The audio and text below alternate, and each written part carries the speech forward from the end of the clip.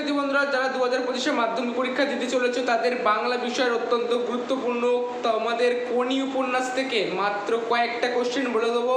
2025 যারা মাধ্যমিক পরীক্ষা দেবে তাদের জন্য ফাইনাল আর লাস্ট মিনিট সাজেশন, অর্থাৎ তোমরা মাত্র 4 থেকে 5টা আমি বলে দেবো লাস্ট একদম ভিডিও শেষে গিয়ে। তোমরা ভিডিওটা কাজ স্কিপ করো না, যারা চ্যানেলে নতুন আছে চ্যানেলটিকে অবশ্যই সাবস্ক্রাইব করে নিও।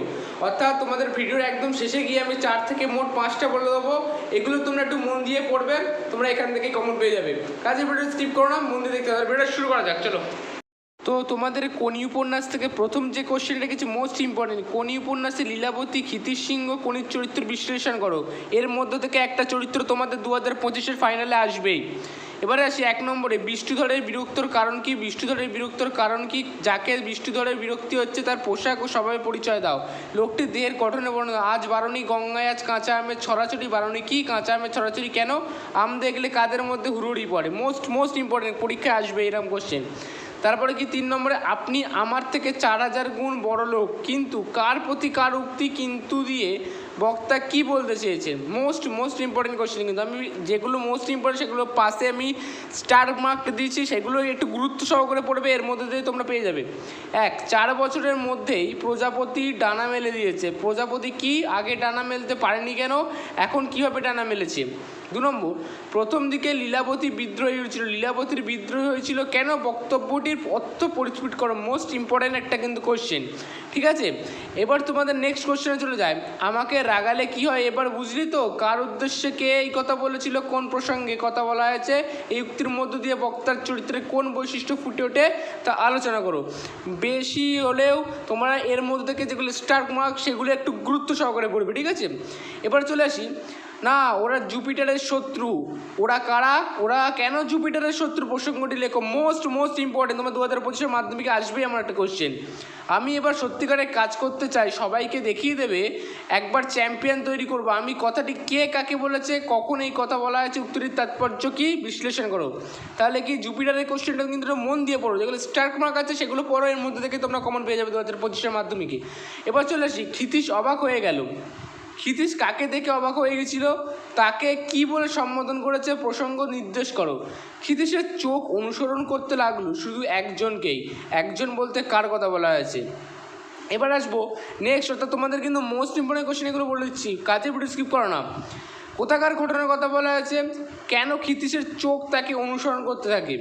এবার আসি 1 নম্বরে, চিৎকার একটা হতাশায় ভেঙে পড়লো। কার চিৎকারের কথা বলা হয়েছে, ঠিক আছে। মোস্ট ইম্পর্টেন্ট কোশ্চেন, কিন্তু চিৎকারের যেটা কথা বলা হয়েছে সেটা কিন্তু মোস্ট ইম্পর্টেন্ট, লাইন দূরে বারবার প্রশ্ন হয়, কাজে তোমরা টেক্সটটাকে পড়ো।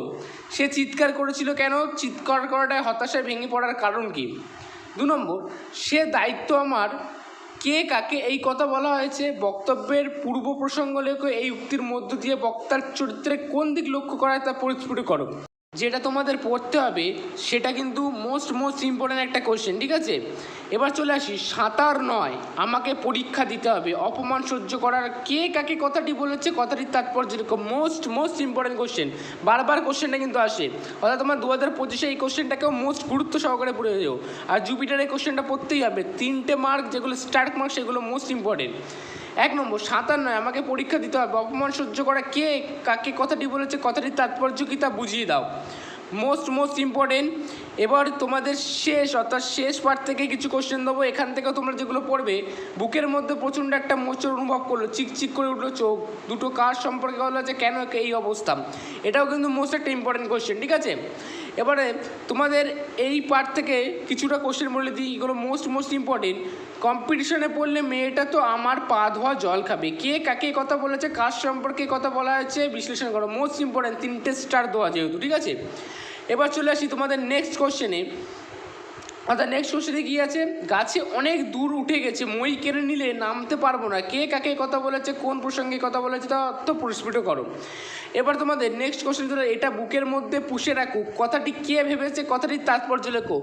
বারংবার পরীক্ষায় আসে, মোস্ট ইম্পর্টেন্ট কোশ্চেন। 2 নম্বর, ফ্যাকাশে হয়ে গেল কোনির মুখ সে কেন মুখ ফ্যাকাশে হয়ে গেছিল, পর সে কী করলো, মোস্ট ইম্পর্টেন্ট কোশ্চেন। 1 নম্বর, এটা কি রাগের মূল্য, কথাটি কে কাকে উদ্দেশ্য করে বলেছে, রাগের মূল্য কথাটি প্রকৃত অর্থ কী, বক্তা কেন এই কথা বলেছেন, ঠিক আছে। এবার তোমাদের যেটা পড়বে মোস্ট ইম্পর্টেন্ট কোশ্চেন, ওর ছিপছিপে শরীরটার মধ্যে দিয়ে দিনে দিনে সঞ্চিত যন্ত্রণা ঢাসা শক্তির ভাণ্ডারটির যেন বিস্ফোরণ ঘটল। ওর বলতে কার কথা বলা হয়েছে, কোন প্রসঙ্গে এই কথা বলা হয়েছে, কথাটির অর্থ কী তা বিশ্লেষণ করো। এবার তোমাদের চলে আসি 12 নম্বর পাঠ থেকে। ক্ষিতীশ প্রথমে থমকে গেল। হয়ে যাওয়ার কারণ কি, সে কীভাবে প্রতিবাদ জানিয়েছিল, ক্ষিতীশের প্রসঙ্গে কাদের কীরূপ বঙ্গানুবাদ তা আলোচনা করো। এবার চলে আসি তোমাদের অত হিংসা ভালো নয় কে কাকে বলেছে, কখন বলেছে, এই উক্তির মধ্য দিয়ে বক্তার চরিত্রের কোন দিক ফুটেছে তা আলোচনা করো। তাহলে যারা চ্যানেল নতুন আছে চ্যানেলটিকে অবশ্যই সাবস্ক্রাইব করে দিও। Tata, bye bye.